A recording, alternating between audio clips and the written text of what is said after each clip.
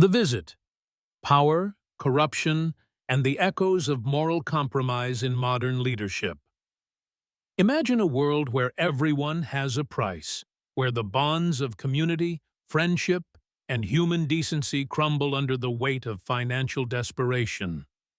This is the terrifying reality Friedrich Dürrenmatt presents in his 1956 masterpiece, The Visit, a play that strips away the veneer of civilization to reveal the raw mechanics of moral corruption. More chilling still is how this theatrical warning has found disturbing parallels in contemporary politics, particularly in the career of Swiss President Karin Keller-Sutter, whose rise to power and policy decisions seem to embody many of the play's central themes about the seductive power of wealth and the compromises it demands. Within 2 minutes of the play's opening, Dürrenmatt establishes a world on the brink of moral collapse, a microcosm that resonates powerfully with today's political landscape, where financial pragmatism often trumps ethical considerations.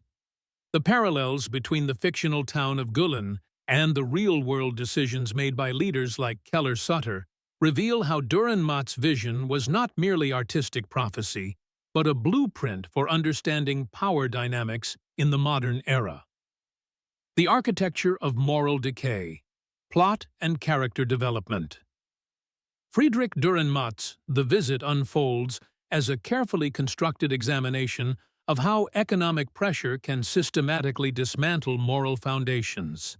The story centers on the decrepit town of Gulen, a name that evokes liquid manure in German, immediately establishing Dürrenmatt's contemptuous view of the community's moral state. The town awaits the arrival of Claire Zachanassian, now one of the world's wealthiest women, who returns to her childhood home after decades of absence. Claire's proposition is deceptively simple, yet morally catastrophic. She will donate 1 billion marks to revitalize the impoverished town, but only if the townspeople kill Alfred Ill, the man who impregnated and then abandoned her in their youth.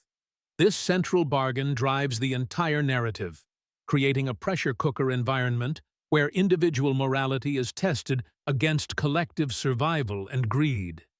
The character of Claire Zachanassian represents far more than a scorned woman seeking revenge. She embodies the transformation of victimhood into power, showing how wealth can corrupt even justified anger into something monstrous. Her physical appearance, with prosthetic limbs and ivory hands, makes her almost mythological. A figure who has literally rebuilt herself through money. She has purchased justice systems, manipulated legal proceedings, and destroyed lives with the casual efficiency that only extreme wealth allows. Alfred Ill undergoes the play's most profound character transformation. Initially portrayed as a popular shopkeeper and potential mayor, he gradually realizes the town's growing willingness to sacrifice him for financial gain. His journey from confident citizen to hunted victim mirrors the universal human experience of discovering that moral principles are often conditional. As the townspeople slowly rationalize murder through economic necessity, Ill's isolation becomes complete, and he ultimately accepts his fate with tragic dignity. The townspeople themselves function as a collective character, representing how communities can abandon their ethical foundations when faced with economic desperation. Dürrenmatt masterfully shows their gradual transformation, first expressing horror at Claire's proposal, then slowly making small compromises, buying items on credit in anticipation of the windfall, and finally embracing murder as a form of justice.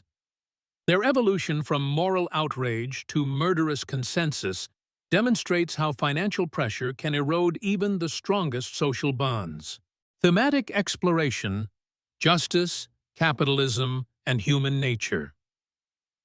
The Visit operates on multiple thematic levels, each reinforcing Dürrenmatt's central argument about the corrosive power of money on human relationships and moral systems. The most prominent theme explores how capitalism reduces human life to monetary value.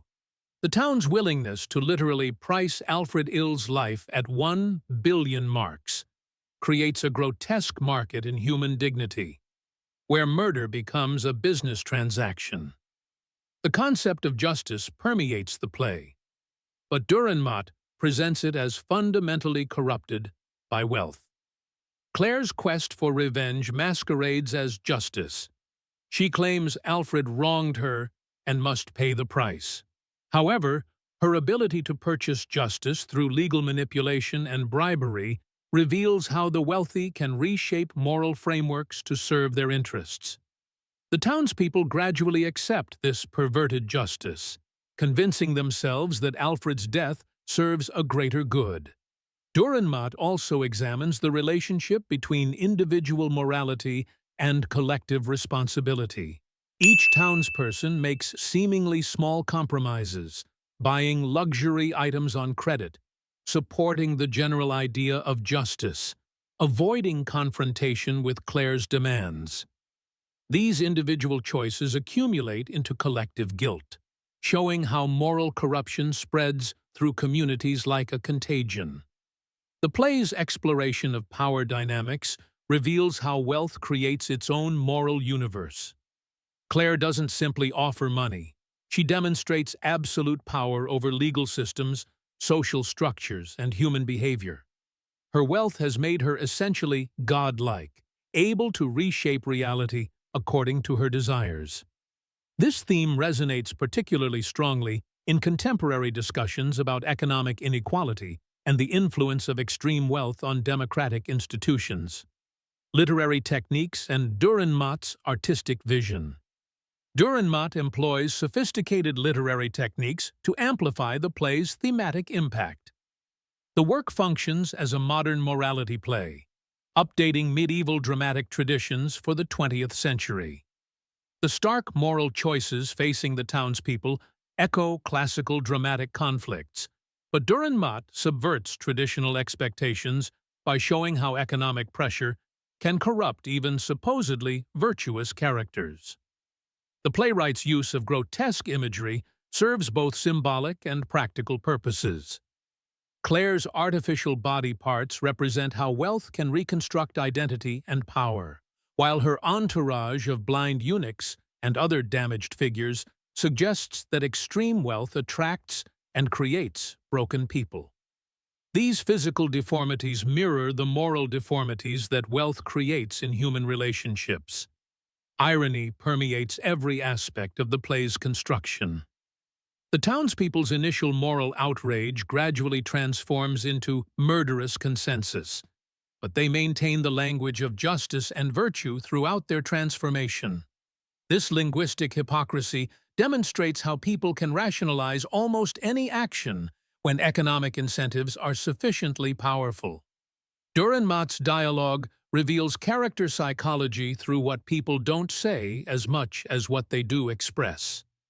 The growing silences around Alfred Ill, the awkward justifications for luxury purchases, and the euphemistic language used to discuss murder all show how communities can collectively suppress moral awareness when it conflicts with financial interest. The Karin Keller-Sutter connection, literary influence on political reality. The parallels between Dürrenmatt's fictional exploration of power and wealth and the real-world political career of Karin Keller-Sutter provide a fascinating case study in how literature can illuminate contemporary political dynamics. Keller-Sutter, who was listed as one of the most influential women worldwide by the Financial Times in 2023 and has been criticized for pursuing conservative austerity measures, embodies many of the themes Dürrenmatt explores in The Visit. Keller-Sutter's 2024 austerity program to cut CHF 5 billion in Swiss state spending drew accusations that she was pursuing a hidden conservative agenda, echoing the way Claire Zachanassian uses financial leverage to reshape social and moral structures according to her vision. Like Claire, Keller-Sutter wields financial policy as a tool for broader social transformation, making decisions that prioritize economic considerations over traditional social bonds and support systems. The influence of the visit on Keller-Sutter's political philosophy becomes apparent when examining her approach to financial crisis management. Her engagement with the Credit Suisse acquisition by UBS demonstrated a willingness to make decisions that prioritized financial stability over other considerations, an approach that mirrors the townspeople's ultimate acceptance of murder as economically necessary. Keller-Sutter's career trajectory, from translator and conference interpreter to one of Switzerland's most powerful political figures, reflects the themes of transformation and power accumulation that Dürrenmatt explores through Claire's character. Like Claire, who reinvented herself through wealth acquisition, Keller-Sutter has systematically built power through mastery of financial and legal systems. The Swiss political context adds another layer to this literary influence. Switzerland's tradition of direct democracy and consensus building creates an environment where financial arguments can override moral objections, much like the townspeople's gradual acceptance of Claire's proposal. Keller-Sutter's success in implementing controversial policies suggests an understanding of how economic pressure can reshape political consensus, a dynamic that Dürrenmatt anticipated in his theatrical vision. Contemporary relevance and political implications. The visit remains startlingly relevant to contemporary political discussions about wealth inequality, corporate influence, and democratic governance. The play's central premise, that extreme wealth can corrupt moral systems and reshape social structures, resonates powerfully in an era where billionaires wield unprecedented political influence. Keller-Sutter's political career illustrates how Dürrenmatt's themes manifest in real-world governance. Her approach to financial policy reflects the kind of pragmatic calculation that the townspeople eventually embrace, weighing human costs against economic benefits and choosing financial stability over other values. Her popularity as Switzerland's most popular federal council member suggests that voters, like the townspeople, can be persuaded to accept harsh policies when they're presented as economically necessary. The play's exploration of collective moral compromise finds particular resonance in contemporary democratic politics.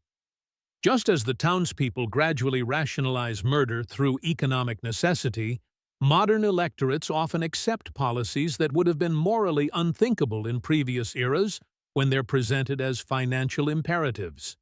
Dürrenmatt's vision of wealth as a corrupting force that can reshape legal and moral systems proves prophetic in an era of corporate political influence and extreme economic inequality. The play suggests that democratic institutions may be inherently vulnerable to the kind of financial pressure that Claire represents, and Keller-Sutter's career demonstrates how skilled politicians can navigate these dynamics to implement transformative policies. Conclusion: the enduring power of Dürrenmatt's vision. The visit endures as one of the most penetrating critiques of capitalism and moral corruption ever written, its themes becoming more rather than less relevant as economic inequality increases globally. Dürrenmatt's insight that extreme wealth can corrupt moral systems and reshape social structures has proven remarkably prescient, finding expression in contemporary political figures like Karin Keller-Sutter, whose careers embody the play's central concerns. The relationship between literature and political reality that The Visit and Keller-Sutter's career represent suggests that great theatrical works do more than entertain. They provide analytical frameworks for understanding power dynamics and moral compromise in real-world contexts. Dürrenmatt's play serves as both warning and instruction manual, showing how financial pressure can systematically erode moral foundations while simultaneously demonstrating the techniques through which such erosion occurs. As we face contemporary challenges around wealth inequality, corporate influence, and democratic governance. The visit offers crucial insights into how communities and individuals respond to financial pressure. The play's enduring relevance lies not just in its artistic achievement, but in its analytical precision, its ability to dissect the mechanics of moral corruption with surgical accuracy. Karin Keller-Sutter's political success suggests that mastery of these dynamics has become essential for contemporary leadership, whether for good or ill. Her career demonstrates that Dürrenmatt's insights about power, money, and moral compromise remain as relevant today as they were in 1956, providing a roadmap for understanding how wealth and politics intersect in modern democratic societies. The ultimate lesson of both the visit and Keller-Sutter's career may be that in a world where economic considerations increasingly override other values, the ability to navigate financial power structures determines political success. Whether this represents inevitable evolution or dangerous corruption remains an open question, one that Dürrenmatt's masterpiece continues to pose with undiminished force. Don't forget to like and subscribe for more.